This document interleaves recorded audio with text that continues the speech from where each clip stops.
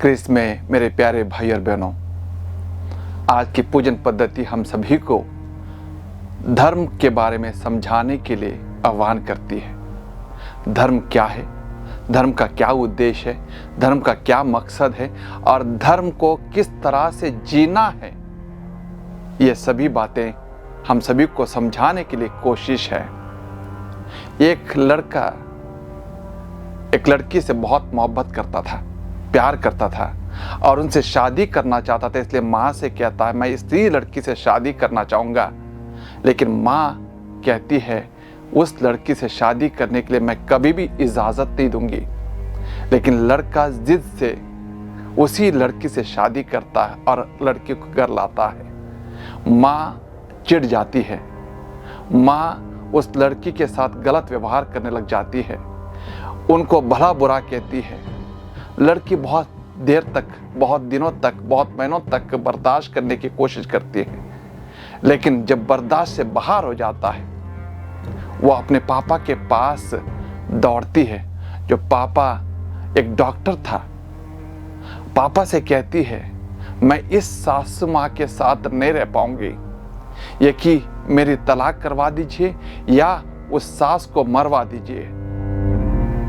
बाप समझाने की कोशिश करता है, लेकिन बेटी नहीं समझती है। आखिर में बाप कहता है, ठीक है बेटी, आप जैसा चाहते हैं उस सास को मरवा देते हैं। और कुछ गोलियां उनको देता है और कहता है, रोज एक एक गोली अपनी सासू माँ को दे दो। लेकिन याद रखो, अगल बगल के लोगों को पता ना चले, इसलिए उस सासू माँ से बहुत प्यार करो, उनसे अच्छे से बात करो, उनके साथ अच्छा व्यवहार करो। लड़की मान जाती है और कहती है, 6 महीने की बात है, 6 महीने के बाद ये सासू माँ मर जाएगी, तो कोई बात नहीं, बर्दाश्त कर लेंगे। और लड़की घर आकर रोज एक एक गोली देने लग जाती है और अपने सासू माँ से बहुत प्यार करने लग जाती है, उनकी हर तरह की सेवा करने लग जाती है, मीठी बोल बोलने लग जाती है, घर में शांति का माहौल आने लग जाता है। सासू माँ भी सोचती है, मैं बेकार में इस लड़की के बारे में भला बुरा सोच रही थी, ये लड़की बहुत अच्छी है, मेरी बहू बहुत अच्छी है। इसलिए वो भी प्यार करने लग जाती है अपनी बहू से और दोनों के बीच में इतना प्यार बन जाता है मानो दोनों माँ बेटियां हैं। और लड़का भी खुश हो जाता है, क्योंकि घर में शांति का माहौल है, प्रेम का माहौल है, सहनशीलता का माहौल है, आनंद का माहौल है, खुशी का माहौल है और एक तरह से स्वर्ग का माहौल है। और ऐसे ही 5-5.5 महीने बीतने के बाद अब बहू को लगता है कि सासू माँ मरने वाली है, उनका अंतिम दिन आ गए। इसलिए उनको अच्छा नहीं लगता है, उनको बुरा लगता है, मेरी सासू माँ इतनी अच्छी है, इतना प्यार करती, इतने मोहब्बत करती है, वो मरने के बाद मेरा क्या होगा।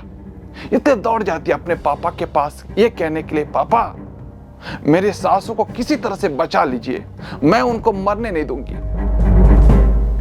बाप उस बेटे से कहने लगता है, बेटी मैंने तुमको मरने वाली गोली नहीं दी थी, पॉइजन वाली गोली नहीं दी थी, मैंने तो हाजमे वाली गोली दी थी। मैं सिर्फ आपके बीच में प्यार बनाए रखना चाहता था, इसलिए मैंने हाजमे वाली गोली दी। वो तुम्हारी सासू माँ मरेगी नहीं।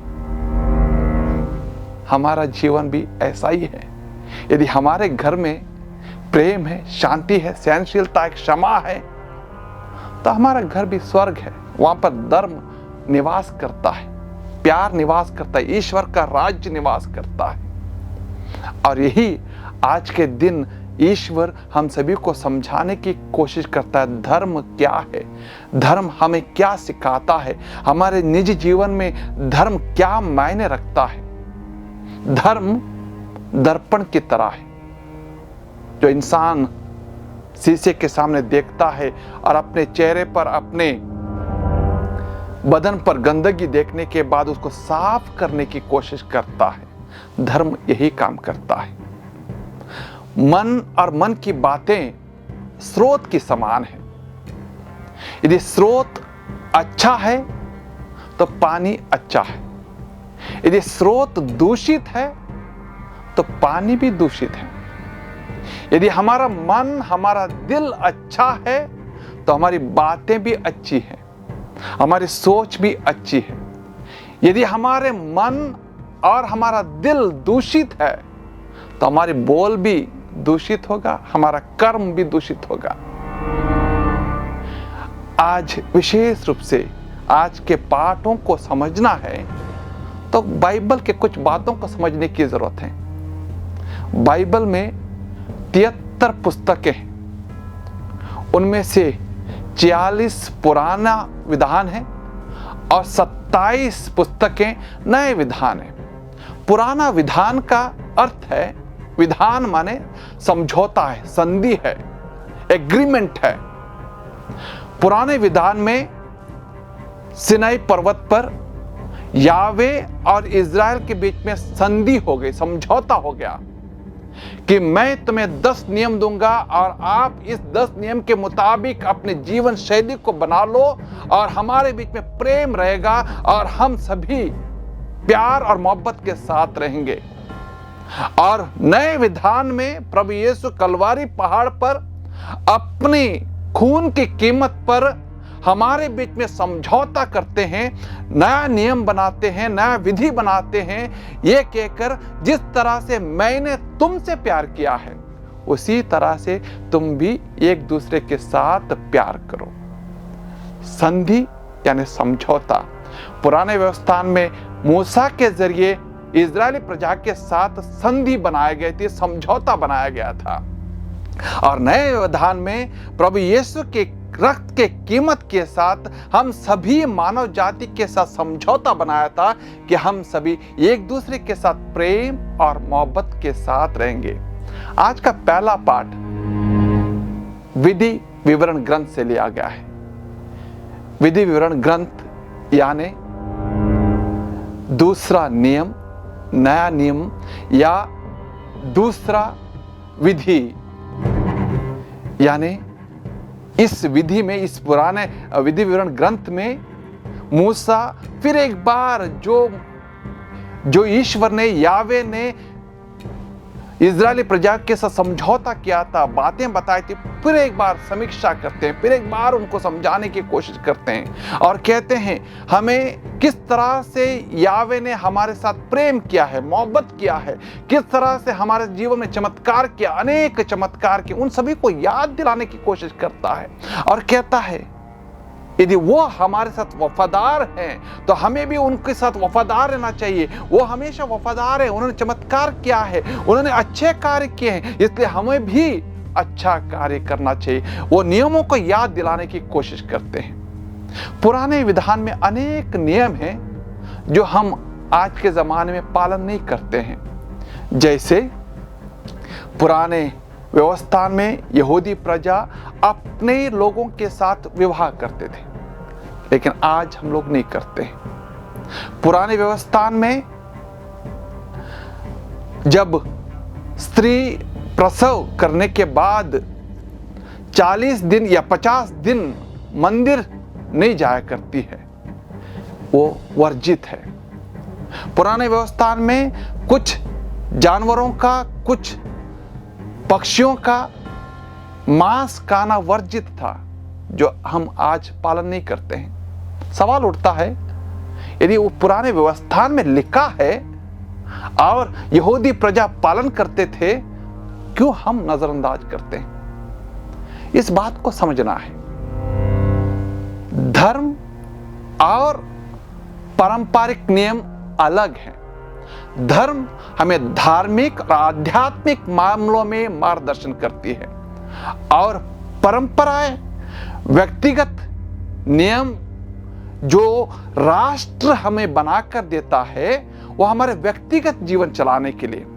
राष्ट्र कानून और नियम अपने नागरिकों की भलाई के लिए बनाता है, लेकिन इजरायली प्रजा के साथ मूसा के समय ऐसा नहीं था। धर्म और राष्ट्र एक साथ चलाते थे, एक ही व्यक्ति चलाता था। इसलिए धर्म के नियम और राष्ट्र के नियम, पारंपरिक नियम एक साथ थे। इसीलिए आज अनेक बार हमारे कुछ ईसाई संगठन हमें समझाने की कोशिश करते हैं क्यों हम लोग पुराने व्यवस्था के नियमों को आज पालन नहीं करते हैं। ये कारण है, धर्म के नियम अलग है और पारंपरिक नियम अलग है।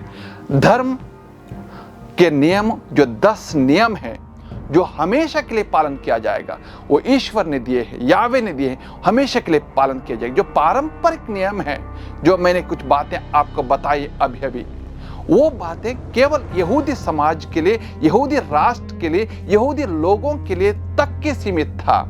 जैसे मसीह आ गए, वो नियम अपने आप समाप्त हो गए। इसलिए प्रभु यीशु कहते हैं, दांत के बदले में दांत, आंख के बदले में आंख, कान के बदले में कान।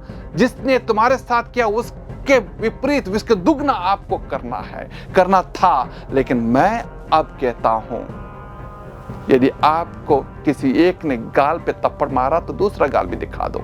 यदि किसी ने एक मील चलने के लिए मजबूर कर दिया तो उसके साथ 2 मील चलो। आप बदला नहीं करोगे, बल्कि जैसे मैंने प्रेम किया है उसी तरह से तुम भी एक दूसरे के साथ प्रेम करने की जरूरत है। इसलिए जो धर्म का नियम और परंपरा के नियम, राष्ट्र के नियम अलग हो गए हैं। इस बात को हमें समझने की जरूरत है। इसलिए सच्चा धर्म भारी रीति रिवाज के पालन में नहीं, बल्कि दिल से आना चाहिए। प्रेम धर्म का केंद्र होना है। जिस तरह से प्रभु यीशु ने अपने जीवन के दौरान सभी लोगों से प्यार किया, सभी लोगों को चंगाई दी। उन्होंने ऊंच नीच, बड़ा अमीर गरीब नहीं देखा। पापियों के साथ बैठे, बीमारों के साथ बैठे, हर एक लोगों को उन्होंने चमत्कार करने की कोशिश की, हर एक लोगों के साथ प्रेम बांटने की कोशिश की। और वही उपदेश हम में से हर एक को स्वीकार करना, तभी हम प्रभु यीशु के अच्छे भक्त और अच्छे शिष्य बन जाएंगे। आज के सुसमाचार में फरीसी और शास्त्री प्रभु यीशु के पास आकर शिकायत करने लग जाते हैं कि आपके शिष्य बगैर हाथ धोए भोजन क्यों करते हैं। पुराने व्यवस्था में एक परंपरा है, एक कानून है, एक नियम है, इसको पालन करना अनिवार्य था। लेकिन प्रभु यीशु इसका अर्थ को, इसका मर्म को समझाने की कोशिश करते हैं कि यह बात धर्म से नहीं जुड़ा है, यह परंपरा का नियम है, रोजमर्रे का नियम है, दैनिक नियम है। भोजन हाथ धोए खाने से पेट खराब हो सकता है, लेकिन आपका मन, आपकी सोच खराब नहीं कर सकती है। इससे धर्म से कुछ लेना देना नहीं है। धर्म कुछ गहरा है, धर्म दिल से आता है। इसलिए प्रभु यीशु समझाने की उनको कोशिश करते हैं, जो भोजन बाहर से अंदर जाता है इंसान को मलिन नहीं करता है, लेकिन जो अंदर से बाहर निकलता है, जो विकृति बाहर निकलती है, जो दूषित चीजें बाहर निकलती है, जो मन की बातें बाहर निकलती है, वो इंसान को दूषित करता है, वो धर्म को खराब करता है, वो जीवन को खराब करता है। इसीलिए उसमें लगाम लगाने की जरूरत है। आपको दिल में अच्छी बातें, प्रेम की बातें, क्षमा की बातें, सहिष्णुता की बातें, एक दूसरे की मोहब्बत करने की बातें रखने की जरूरत है। इसलिए जो बाहर से अंदर जाता है किसी को मलिन नहीं करता है, लेकिन अंदर से जो बाहर आता है वो इंसान को मलिन करता है। उस बात को हम सभी को ध्यान रखने की जरूरत है। इसलिए आज के दूसरे पाठ में संत याकूब बड़े अच्छी बातें करता है। यदि हमें धर्म का पालन करना है, वो कहता है ईश्वर के शब्द को ध्यान से सुनना है और उनके अनुसार चलने की कोशिश करना है, अपने दिल को साफ रखना है, अपने भाइयों और बहनों की जरूरत में आगे बढ़कर मदद करना है, एक दूसरे की सेवा करना है। यह याकूब आज के दूसरे पाठ में धर्म को लेकर हम सभी को बताता है। हमारा धर्म किस प्रकार का है? दूषित है या एक दूसरे को मदद करने के लिए तैयार है, एक दूसरे को आगे बढ़कर मदद करने के लिए तैयार वाला धर्म है? सच्चा धार्मिक व्यक्ति वह है जो अपने मन और दिल को पाप से मुक्त रखने की कोशिश करता है, अपने दिल को साफ रखने की कोशिश करता है, वह सच्चा धर्म है। फरीसी और शास्त्रियों ने 10 नियमों में अनेक नियम जोड़ दिए, लेकिन प्रभु यीशु ने उन 10 नियमों को एक ही नियम में संक्षिप्त कर दिया। जिस तरह से मैंने तुम्हें प्यार किया, उसी तरह से तुम भी एक दूसरे से प्रेम करो। हमारे पड़ोसी के प्रति प्रेम या उसकी कमी यह दिखाएगी कि हमारा धर्म वास्तव में कैसा है, चाहे नकली हो या वास्तविक। इसलिए क्रिस्त में मेरे प्यारे भाई और बहनों, आज के दिन हम सोचें, मेरा धर्म किस प्रकार का है, मैं किस तरह का धर्म का पालन करता हूँ, मैं किस तरह का धर्म को व्यतीत करता हूँ। क्या मेरे घर में वो वातावरण है, या फरीसी और शास्त्रियों की तरह हर बात पर कोसते रहता हूँ, हर बात पर नकारते रहता हूँ, हर बात पर दोष लगाने की कोशिश करता हूँ, या प्रभु यीशु की तरह हर एक व्यक्ति से प्रेम करने की कोशिश करता हूँ, हर एक व्यक्ति के साथ मुलाकात करने की कोशिश करता हूँ, हर एक व्यक्ति के साथ प्रेम के साथ रहने की कोशिश करता हूँ। आज हमारा धर्म हम में से हर एक को अंदर जाकर जांचने की जरूरत है, किस प्रकार का धर्म है। आज विशेष रूप से ईश्वर की आशीष हमारे पर उतर आ जाए कि हम सभी सच्चा और अच्छा धर्म का पालन कर पाएं। आमीन।